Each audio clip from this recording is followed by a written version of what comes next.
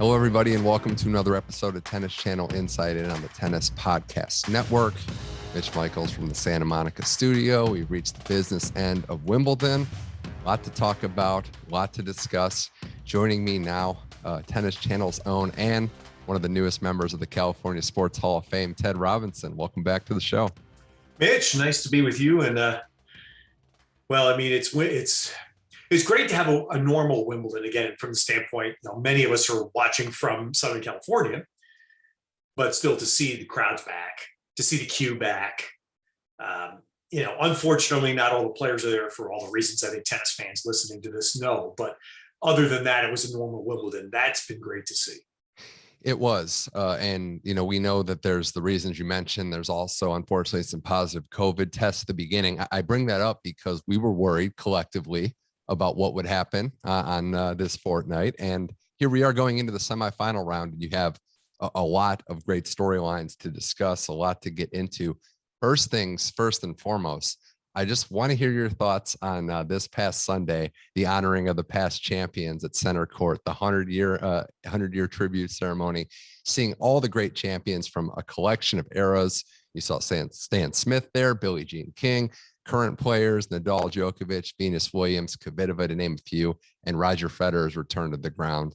It was a special ceremony, and it's just good to get as many of these all-time greats in the same room in any ceremony, let alone just honor them at center court at Wimbledon.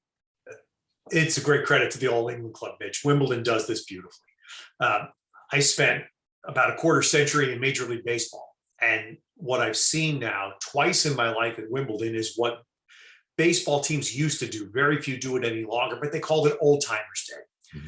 And they would bring all former players back of various vintages, various levels of success, but they bring them all back together at one time. What baseball did, which was kind of a mistake, and thankfully they've gotten rid of it, is they'd actually go out and try to play a game. Yeah. And that's not entertaining. The great Joe DiMaggio refused to play in an old timers game ever, because he said, I want people to remember me the way I was. And when I watch some of the Legends matches at these majors, I think the same thing. I think of Joe DiMaggio, which to me is where mixed doubles comes in. Mixed doubles is fabulous entertainment. It's not a legitimate title to me in the same way that the singles and doubles are, because it's pickup tennis, but it's wildly entertaining. Fans love it. That's great. Keep playing it. That should be the thing. So back to Wimbledon. My first Wimbledon, Mitch, in 2000, I was sitting in the great courtside bunker, the greatest seat in tennis. And they had, it must have been because it was the millennium, I guess, they did a similar thing. They brought the champions back. And it was the first time Bjorn Borg had been back at Wimbledon since. Oh. And I sat there and I watched him, and there was a parade on the court, just like we had. Actually, a little different. They paraded the players onto center court, and they walked behind the baseline, looped up along the side court to the umpire's chair, and that's where they were introduced.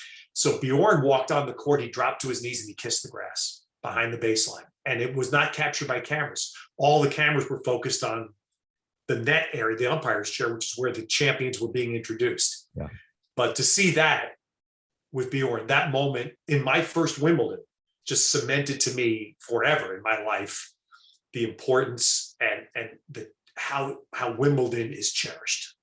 Really is. That's a great story. I appreciate you sharing that. It's just great to see these legends in any sport, like when the NBA has their 50 or 75 greatest players, to see the interactions between the champions. Also, your first Wimbledon, that was a pretty good one. You had Sampras, Rafter, and the legendary win that Pete had, and hard to believe it's been that long ago. But it was. But tell you, Mitch, it was Pete's last. Mm-hmm. It was Venus's first. People forget that. It was Venus's first. And it cemented to me a changing of the guard in tennis, because in the quarterfinals that year, Venus beat Hingis. First time on a big stage. And Serena, of course, had just won the US Open previously. She had jumped the line, so to speak, and won before Venus. No one thought that would happen. But Venus beating Hingis cemented that with the new century was going to, women's tennis was changing. And Hingis had this brilliant meteoric rise, but it was very brief. Yeah. And she was never back after Venus beat her in that Wimbledon quarter, because bigger, powerful tennis, which of course was Venus, Lindsay, Serena, that was going to start to win the day. It was a crazy changing of the guard. As we shift to 2022, we haven't seen it yet on the men's side. Business is still as usual. There's been some testy moments. We're recording this literally right after Rafael Nadal overcomes Taylor Fritz, overcomes some injury issues, wins a 4-hour plus thriller on center court, down 2-1. He wins in a match tiebreak. Ted, I run out of superlatives to talk about Rafael Nadal, the competitor. And it's really fascinating and really impressive to watch when his best game, whether it's by health or just being a little off, isn't there. That this guy, more than maybe anyone that's ever played any sport, can dig down into the reserves, into the deepest depths inside of him and find a way to figure it out. This was another example of that. Taylor Fritz played well. There were some mistakes at times, but it's hard to blame him who you're playing against. But this was Rafa just fighting, competing like nobody I've ever seen before, maybe in any sport. And I think that's, Mitch, I think the way you framed it is the way I certainly would frame it. It's just about tennis. The medical stuff, I will leave to others. I don't understand it. I think tennis is very different than the team sports I've been around in my life, because how do you know? Yeah. Nobody knows. There are no team doctors. There are no, required medical disclosures that we had in team sports, largely for gambling issues. That doesn't exist in tennis. I know that, I understand. I didn't see the match in Rome, but I've heard many people tell me that, the match in Rome, Nadal looked very banged up. Yeah. There wasn't a single moment on the court in Paris or during this Wimbledon where you've looked at Rafa and thought he was hurt. So the competitive nature of him is unparalleled. It's unparalleled. Roger and Novak are great. Nobody matches Rafa in that regard.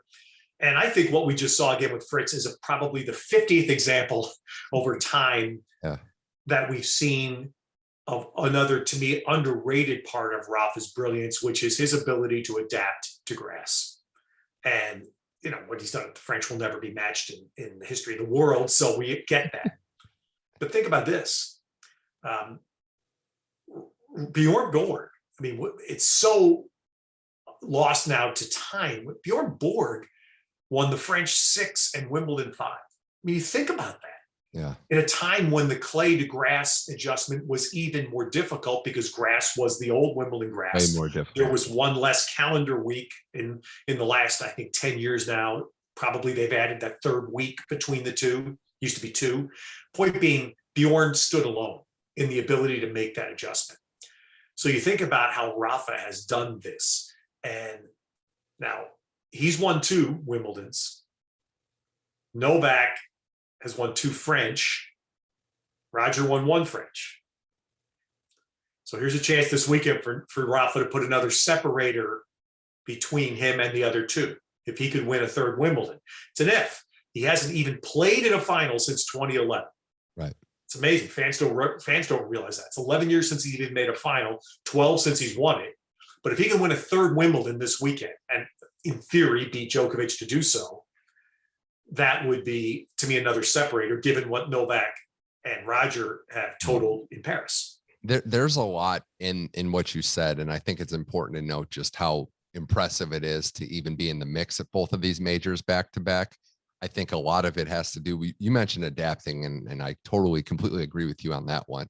Whether it's the nature of his game, today he had the ribs taped up. There was something going on. Point being, his serve wasn't what it was.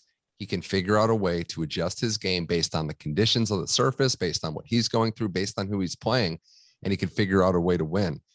I think Rafael Nadal's lack of success at Wimbledon sometimes can be contributed to the fact, Ted, that he's put so much into winning that French. He's geared up his whole season. He's fought through a lot of adversity. There's been a lot of Wimbledons he hasn't played.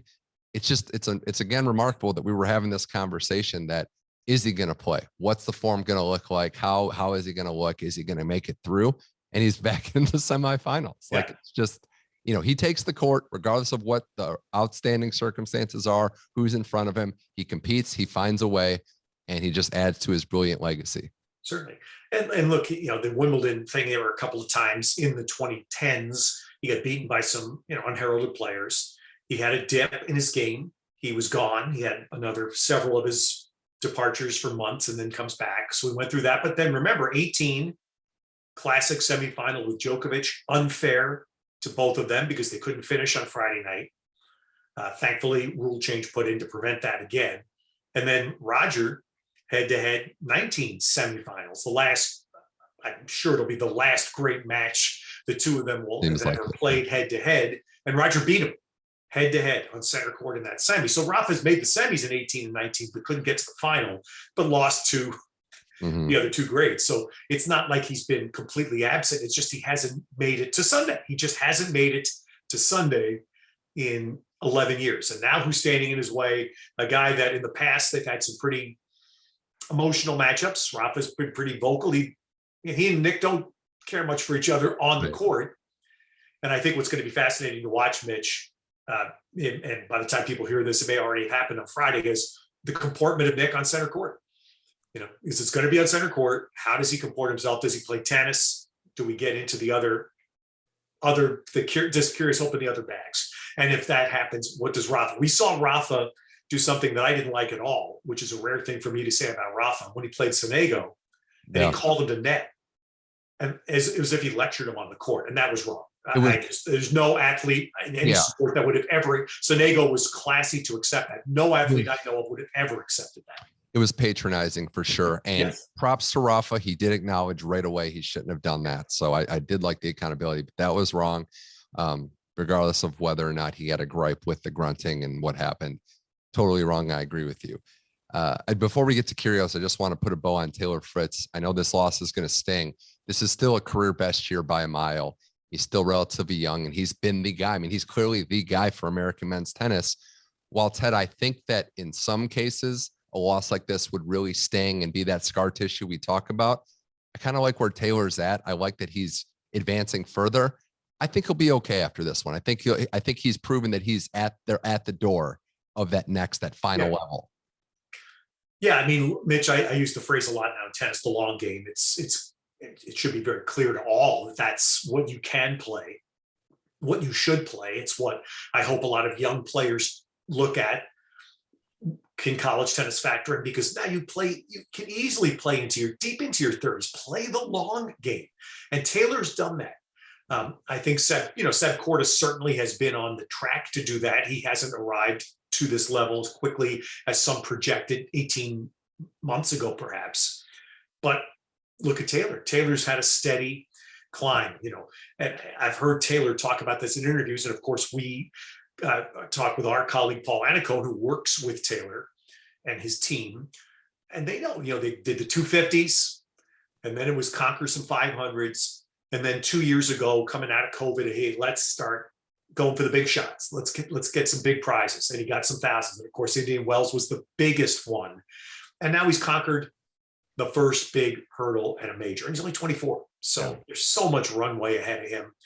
And I understand the frustration because I felt this, and I've talked a little bit with Andy Roddick about this, because I called, Andy's 3 finals at Wimbledon, and the third one was the epic with Federer to go 16-14, where Andy was just fabulous. Not dropping serve. I think he held, I always lose my count. It was 9 or 10 straight service games Andy held when it was sudden death. Yeah. And then he finally blinked first at 14-15 and lost.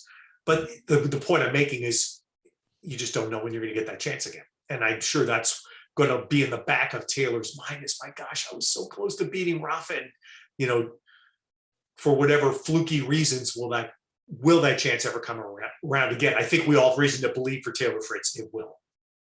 Ted Robinson here on Tennis Channel Inside In as we look at the men's semifinals on deck. The guy Rafael Nadal is going to play. Also won today as we record this, Nick Kyrgios straight sets over Christian Garin. Ted, before we get into everything that comes with Nick Kyrgios, the results on the court kind of speak for themselves. The way he's been playing, his serve is unmatched in a lot of areas, and he is putting together complete matches, which has always been the thing. Where is Nick's mind going to be? Is he going to stay locked in? There have been moments where in the past, I think it's fair to say he might have blinked, he might have checked out, he might have wilted. Props to Nick, because these last 3 matches especially, he has shown up when it's counted and won a lot of big points on both his serve and in the return court. Yeah, and he's won. The first thing I think of, Mitch, and even watching the 5th set against Garin earlier, he's held up physically. That's always been a question, right, for Nick, because everyone knows, where he is in terms of fitness and commitment, training. Yeah. So yeah, the emotions are what takes the stage, but the physical standing. I mean, he had the shoulder issue in the previous match, and that was a concern to people. He's pulled through. Hey, physically, he's held up. He does have 2 days, as does Rafa. Now from till the semifinal on Friday, so that is a positive for them. Anyway, I think there was a tell to me in the Tsitsipas match, and that was that Nick came out and was unglued, and Tsitsipas in the post match called him a bully, and I wouldn't say it was. Rather than saying it's a bully, I would say he acted like a bully. Right. He employed tactics like a bully on the court. The point I'm going to make, though, is that he dragged Tsitsipas down. Tsitsipas went down with him. And there's an old country saying that I learned a long, long time ago when I lived in Oklahoma, is you don't get in the mud and wrestle with a pig. Yeah. Because you get muddy and the pig likes it. Yeah. And Tsitsipas did that. And he came unglued. And Tsitsipas should have been disqualified or defaulted. He should have been. Wimbledon dodged a huge moments of discomfort by the fact that Kyrgios won the match. Because Tsitsipas should have been defaulted. There was no explanation given as to why he wasn't. But the point there is that Kyrgios was the one. Once Tsitsipas got unglued and started drilling Nick, which was interesting, two things happened. Nick backed down from that tactic, right? But he played tennis. The tennis race. That's a great point. Tennis. The level went up, and we can chat about this now. Great take on the Tsitsipas Kyrgios match. I think both of them left a lot to be desired character-wise at times in that match. The level did raise. Kyrgios knew what he was doing. He knew it's a tactic, and I don't think bully was the right choice of words, but he does better when he can drag the player down, as you said, get the player to lose focus, lose concentration, which didn't happen in the Nakashima match because Brandon just stayed locked in, and that's more of his personality. Tsitsipas, poor choice of words on the bully side. And I agree. The lack of enforcement in rules is a bigger conversation with tennis, where he should have been defaulted and he wasn't. I think Tsitsipas has to, I mean, you could say toughen up. You can say not get engaged with certain things. He's got to be able to overcome this. This is going to be something that, dare I say, the book might be out on him in this situation. I think this brings up the bigger thing. When everyone brings up whether is Kyrgios good or bad for tennis, Ted, I don't think it's a simple answer. I don't think it's definitely not fair to Nick to say he's bad for tennis. That's clearly not the case. We all enjoy watching him play, and the spectacle of it is a great thing.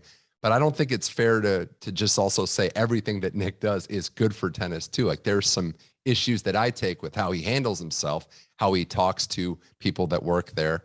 So, and I also, Ted, don't think it's fair to the people that are on tour that are doing it a different way to say, well, this guy's good, so if you're on the more, straight and narrow side, that's a bad thing.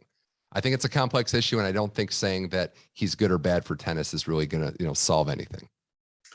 Yeah, I guess maybe this is just a fact of a little veteran status and age, but I'll parse words again. I would never say that Nick Kyrgios is bad for tennis. He has acted during matches in ways that are bad. Fair. He's admitted he's tanked matches. He's, he got into it, I think it was in Miami a couple of years ago, where he really got into it with a fan sitting in the front row. That's bad for tennis. That's bad. I shouldn't say bad for tennis. That's just bad. That's not good. As a whole, I'm not going to throw an umbrella over him and by overall saying he's bad for tennis. But when he conducts himself that way, that's bad. And then what happened in this match last weekend at Wimbledon was both players conducted themselves in 100%. Ways that were bad. And that was the problem that you're saying. Tsitsipas actually ended up conducting himself far worse than Kyrgios. I mean, drills a ball that, again, this discussion I've heard people talk about, well, the ball didn't hit the fan. First of all, it did hit the fan on the rebound off the back wall. It hit the gentleman in the back of the head, but it was 30 to 40 miles an hour probably, right? Whistling that ball. And it went between a man and a woman, missed them both by probably 6 inches. If that hits either one, the damage it could do, I don't care that it missed them on the first hit. That's automatic. That's automatic. You just draw a line, and this, as I said, the greatest movie of the last 25 years, The Big Lebowski, Walter Sobchak finally said, you know, as you draw a line in the sand and across that line, you do not come. And that's what tennis needs to do. Tennis just needs to draw a line and just say, this is not debatable. You hit a ball in the stands, and he whistled a second one, by the way, Tsitsipas did, off the scoreboard that went right over the head of Jerry Armstrong. On the underhand serve. Yeah, on the underhand serve. Right. I mean, and he hit the scoreboard, but again, he whistles that ball at probably 50 miles an hour right over the head of the tournament referee, and he sits there and does nothing. Are you kidding me? Come on. I think players playing Kyrgios have to understand that this is probably going to happen, and not to take it personal in a lot of ways, that it's how he can, you know, improve his odds to win the match. That said, though, again, props to Nick for how he's played, especially these last two matches, focusing on the tennis, winning some big tie breaks, saving break points on his serve. And, you know, he's as dangerous as ever. He's playing confident, and he's not going to be afraid. Like, we know that when he plays Rafa in this next match, they are, I dare say, as completely different as people and tennis players as we might have on the tour. Yeah, absolutely. We called the match, Jim Courier and I called it for Tennis Channel a couple of years ago when they played on center court. It was early. It might have been second round. I remember because we had an earthquake here when that match happened. Oh, is that right? I remember. It was a 4th of July match, I want to say. Yeah, I mean, it was, and, you know, we kind of had, it was early. I want to say second round, either 18 or 19.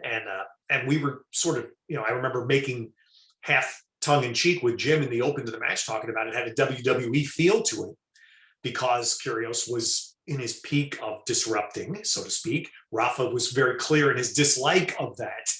And, you know, Rafa's, whatever else about Rafa, his comportment on court, his respect for the game and his respect for his opponents is unchallenged. It's brilliant.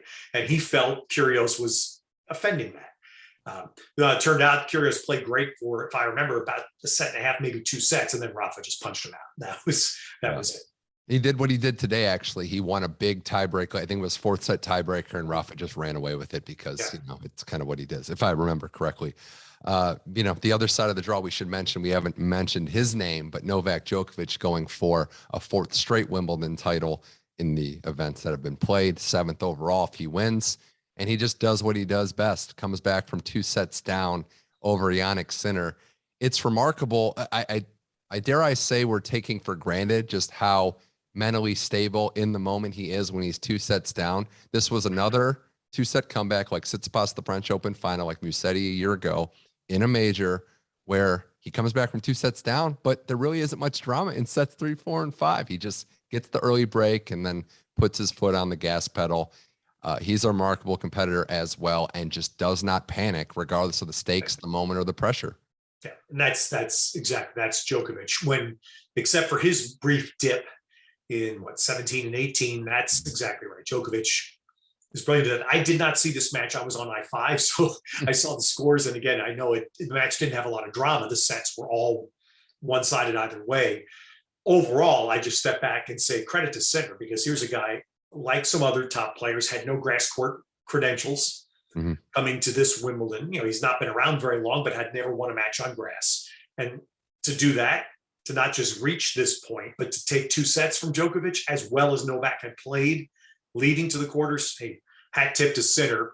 And the nice part to me was the preceding match, because I thought that was an interesting statement by Sinner, saying, oh, wait a minute, you've all anointed Alcaraz as the next. Hang on a second, I'm here, and I'm only 20 or 21. That was Sinner's biggest win, I would say, too, in his young career.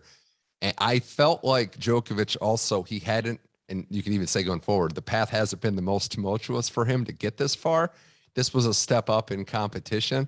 For the first 2 sets, it looked like Sinner came out blazing, and Djokovic had to realize that he had to raise his level or he would be going home, and he definitely did just that.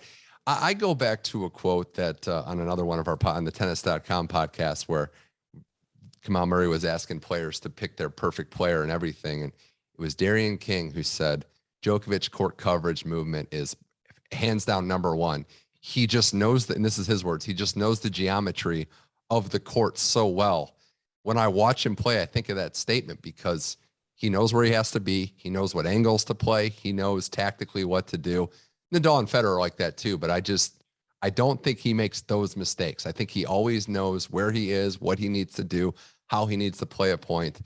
And it's death by 1,000 cuts. He will blow by blow take you down, and he is as fit as ever. On top of that, 5 sets aren't going to phase him physically. Yeah, that's a great phrase, Mitch. I've heard other of our analysts use that phrase about Novak in the past, the geometry of the court. And there's no one, even someone like me, a knucklehead at all this, can look at Novak and say no one changes the direction of a point as well, as frequently as Djokovic. Can just break the pattern and change the direction of a point. He does that magnificently. And it's just, I've got to say this because it's going to come up after Sunday. Next Monday, Novak Djokovic is going to be 7 in the world. And for the life of me, I know we're in an uncomfortable time in so many ways, and it is impossible, in my view, to separate sports and politics now. No matter what we all ideally think, that's gone. To me, that is gone. But the decisions that have been made in tennis the last couple of months are going to lead to some very, I'm guessing, undiscussed, unforeseen fallout. And that's one of them. Novak Djokovic is going to be 7 in the world Monday. How is that accurate and fair in men's tennis? Djokovic 7? Come on. It's crazy. It's just not fair. Yeah, you're 100% right. It's also not fair to the guys, Kubler, an Australian, Tim van Rijthoven, who got the wild card, went to the 4th round, did tremendous things at Wimbledon that they're never going to forget, and we're never going to forget, but they get no ranking points as a result, and they're still low. Yes. And a guy like Kyrgios, too, who is on this run of a lifetime and no points to show for it. Yeah. I did ask this question just because I think, it's easy to complain about these things, and then you try to ask, if you're doing responsible work, you try to find out why. So I asked somebody very close to the ATP situation. I'll preserve anonymity on this, but someone who actually would know about this conversation and decisions that were made. And I said, why didn't you just retain the 2021 points until next year? If you say no points this year because not everybody's allowed to play full on, but then reserve last year's points so that you don't penalize Djokovic, Berrettini, Pliskova, Sabalenka, et cetera, And the answer I got from the ATP side was player fatigue over COVID influenced rankings. That makes sense. Players are tired of having the rankings be out of line because of COVID. Yeah. What are you going to get? You're going to get Djokovic 7. That's way out of line. Yeah. I've heard that said. I think it was Jensen Brooksby's coach, Joseph Gilbert, said it was just really hard to move up the rankings the last 2 years with the young player because of the freezing. So I get that in theory, but yeah, at the end of the day, we're going to look at a 7 by Djokovic's name and we're going to be like, how is that right? Before we get to the women, just want to shout out a guy who Djokovic is playing in the semis, British #1, Cam Norrie, the 9 seed in the tournament, Ted, and gets to the semis, gets the British faithful amped up that they have another one of their guys into the Final Four. Again, all credit in the world to him. I also think this is, if real tennis people like yourself, maybe me, some others, they know this isn't just flash in the pan. This is a guy who's transformed his game, his fitness level. The last year, it was building to a moment like this. I don't consider this a Cinderella run. This is much deserved, an accomplishment, the cherry on top for the year and the work that he's put in. And that's a great call, Mitch, because to me, that could easily be Taylor Fritz had the luck of the draw been different, right? Norrie ended up getting the better, and it's not his fault. He ended up just getting a little better luck in the draw. And then, hey, everyone says this is right. You can only play the players that are on the other side of the net, and Norrie's beating them all. Good for him. But if you're Taylor Fritz and those like Taylor Fritz, even Francis right now, Norrie's another example. Play the long game. Play the long game. You have plenty of time. And here's Norrie, again, having the moment of his career. And the other story, we had the one day in the first week when Raducanu and Murray go out back to back, and you think this is going to be, a funereal atmosphere in England. But then you end up seeing Heather Watson have the greatest run of her life at age 30, and then Norrie to a semi. Good for them both. Cam Norrie told the story that he was at a British pub and the bartender said, "You kind of look like that Cam Norrie guy." And then he played along until the end.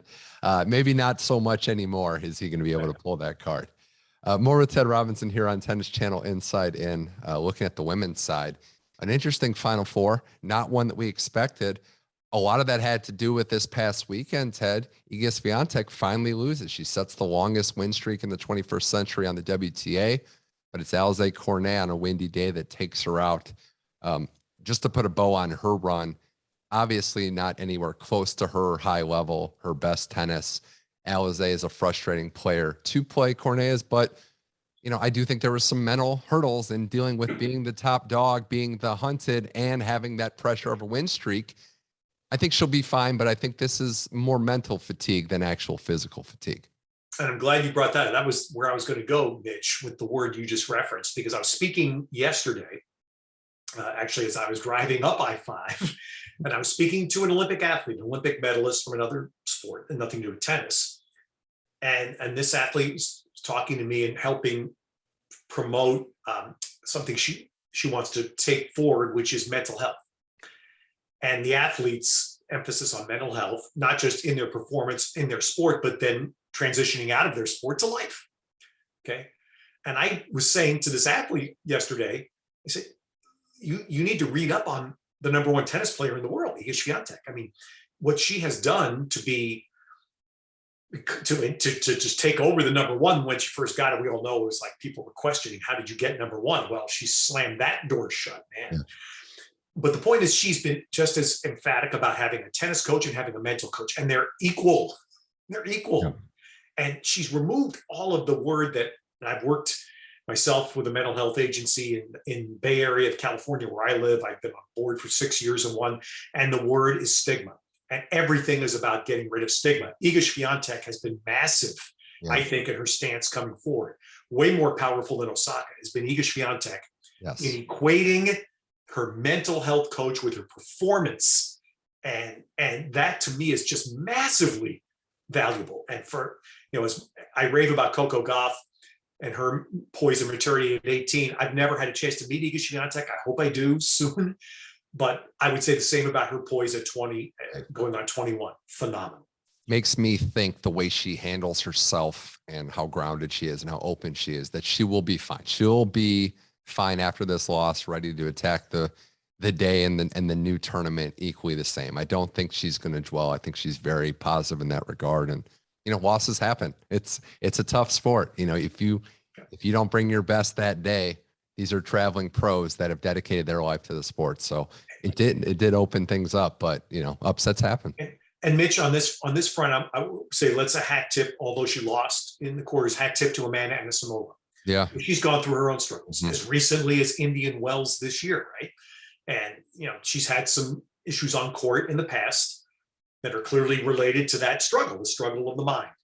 And her team thought they were past that. Well, she had a, you know, let's just say, lack of a better word at the moment, a relapse in Indian Wells this year. Man, has she come back from that beautifully, both Roland Garros and now Wimbledon. So that is a great sign for an extraordinarily talented, still very young player. Her best year collectively so far, it's not even close what Amanda's done, from Australia beating Naomi to the run she's went on. It's just been great. You know, hope to see more of her best tennis come forward. The Final Four, we have Ons Jabeur taking on TATJANA Maria, and we're going to have Simona Halep versus RYBAKINA. Just a couple of things. Maria had never made past the second round of her Grand Slam, Ted. The mother of two at age 34 out of Germany is now experiencing the greatest run of her tennis life.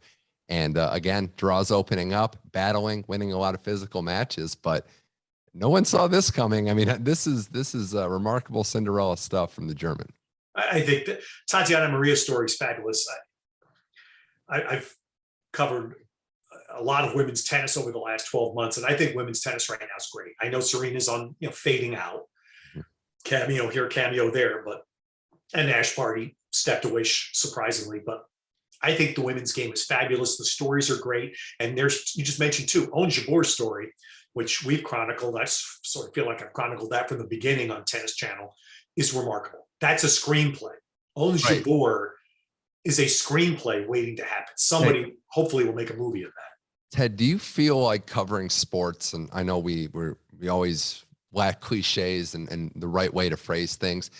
I feel like the phrase and the word pioneer gets thrown around loosely at times. Yeah. Ons Jabeur is a true pioneer. Absolutely. By definition of the word. What she's done for tennis in a region of the country that has not had much of success at all. The doors she's opened and still going forward, she is a true tennis pioneer. And if she wins Wimbledon, where she's the odds-on favorite as of this moment, that is exactly a screenplay for someone that's just, you know, just a joy to be around by all accounts, and someone that continues to knock down doors for people that haven't had access to it in the past. And I know I hear chatter sometimes in conversation about, you know, is it demeaning or something for a female athlete to be called a wife, partner, and or mother? And I'm going, we should be celebrating this. Ons Jabeur should be celebrated because we saw her when she first came on tour. I remember calling a match with Martina at Roland Garros years back, and she had no fitness level about her at all, none. She was out there trying. She had obviously been a very good junior player, but her fitness level was nowhere near what it had to be to compete at the top. She got married. She marries a Russian fencer. And this dude, you see him in the box all the time. The cameras don't even know. The television directors don't even realize the coach, this new coach is he's a late ad. The husband is what changed her life. Good for them as a couple. That's a true partnership. He supports her. He got her some fitness regimens, some better health training, and look what's happened. Tatiana Maria should be celebrated. Given what we've gone through in our country in the last couple of weeks, hello, here's someone who has given birth twice and has not just come back to play, but clearly has a support system at home, right? Yeah. That's supporting her with 2 kids to come back and play at the top of her profession. That to me that should be honored and celebrated. Well, Jabeur and Maria are very good friends too. There's photos of Jabeur with the little ones. So this should be a good one on center court as we record this. And Halep, Rybakina, another one. You know, Rybakina's quietly, if you look at the splits, her grass court tennis is her best surface. It kind of caught people off guard. Tall, big server, and had to battle today down a set to Tomljanovic. And then Simona Halep, who is a Wimbledon champion, you know, felt slighted that she didn't get to kind of open center court as the first person on this year. But look, she's got a new coach. She's healthy first and foremost, and she believes and knows she can win here. So this is the resurgence of Simona Halep, somebody that's, you know, not needed a redemption story, but is a proven champion on the WTA. Shouldn't have caught us, I guess, as off guard as it did. That's great. That's a great point, Mitch. And that, to me, Rybakina, actually, that's the semi. Those are 2 sleepers. People have just completely overlooked Halep as a former champion because, you know, she doesn't have her recent racing form isn't great. Rybakina, to me, is what Sabalenka was last year, who couldn't be here this year, and Pliskova was last year. I mean, she's the next in that wave of the player whose game would seem to be perfect for grass. So, you know, as much as the Jabeur Halep would be of the Final 4, that's the final that would be a great story. I would have no surprise, not one shred of surprise to me if Rybakina is the one holding up the Venus Rosewater dish Saturday. Well, as we look at the potential final matchups on both sides, Ted, and we wrap this up, I do want to point out on the women's side that if it is Halep and Jabeur, that will be a testament to consistency, to obviously a renowned fitness, and in Jabeur's case, getting herself into that shape, and really not having weaknesses. Because you look at what's happening on the WTA, and I agree there's so many good storylines, but some of these big hitters, Amanda, Sakkari, Coco Gauff, who I love, have some things they need to clean up. Coco's forehand just a little off, and a player like Halep, who's so mentally strong, what Ons Jabeur's transformed herself into, the level collectively has raised to where, yes, there's 20, 30 women that can win these tournaments, but to get to these final stages and come through, you've got to be well-rounded and you've got to be consistent in 2022. And I think the other point to me, Mitch, has been, I said this, I think for the first time in Charleston this year during the women's event there, was, you know, you look at the women's game now and you see what disruption there has been even at the top of the game. And if you're a player, you go, why not me? Mm-hmm. And Coco was a why not me at Roland Garros, and she made the finals. Mm-hmm. And this was a wonderful opportunity for her and many others, but Coco got knocked out. Okay. Mm-hmm. She has very much long game ahead of her. Yeah. But that, to me, is what makes the women's game great right now, is that there are so many openings, so many opportunities, and players with terrific stories and a nice blend. You have veterans, Halep, Pliskova, you know, others that have been around for a while, and you have the newbies coming up that are making their mark. Well, the women's game is going to crown their 4th different major champion in a row. So it'll be fun to see who can hoist the trophy. There will be a story for sure. And on the men's side, I know a lot of people are putting Djokovic in the final. We'll see if Cam Norrie can give him a match, but Nadal, Kyrgios, one of them into the major final. You'll either get Rafa, Ted going for his 3rd straight, the calendar slam still alive, or Nick Kyrgios going for a Wimbledon title after he was written off. He talked, cryptically about maybe I'm not going to be playing much longer. And here he is popping back up in shape and ready to do battle with Nadal. So whatever happens in the final, I'm going to be glued in because there's so many different angles that this is going to turn into. Yeah. Well, I mean, I think both it's a heavy favorite now that it will be Djokovic, Nadal.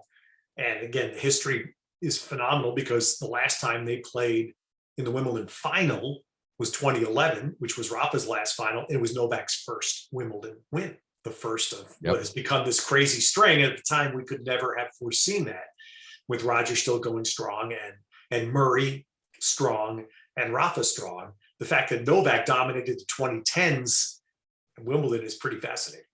Yeah, it is. Kyrgios is going to take the court fearless against Nadal. We'll see how Rafa responds physically. Mentally, he's going to be locked in. I'm just excited. I can't wait. The All England Club for everything that went down. We've talked about it before, the positives, the negatives. We're getting what we dreamed of, and we're getting good, competitive, interesting matches on Championship Saturday and Sunday. Well, I'm going to reflect back, and it was an unfortunate statement Osaka made a few weeks back. I mean, to try to diminish Wimbledon ranking points, stop it. Yes, there are individuals that are being, as you pointed out earlier, Mitch, there are individuals that this isn't being dealt the right hand. It's still the championship that changes your life. The 2 people that will hold up trophies Saturday and Sunday may be people who've done it before. Halep would be the one on the women's side. Obviously, Djokovic and Nadal have both been there. But it changes your life forever. Being a Wimbledon champion changes your life. Somebody could ask for tickets. You're the member of the club. You can hit them up for tickets, Mitch. Come on.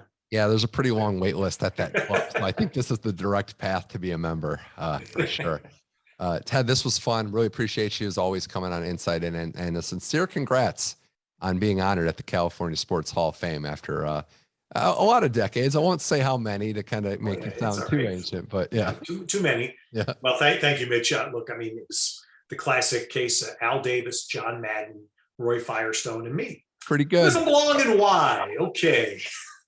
Pretty good class to say the least, but no, it looked like a great event. Again, congrats on that. And yeah, we'll be hearing you on the Tennis Channel airwaves soon to talk about whoever wins these Wimbledon tournaments, but also get us ready for that summer hardcourt series as well. But Ted, always a pleasure. Appreciate the time, and thanks for coming on Inside.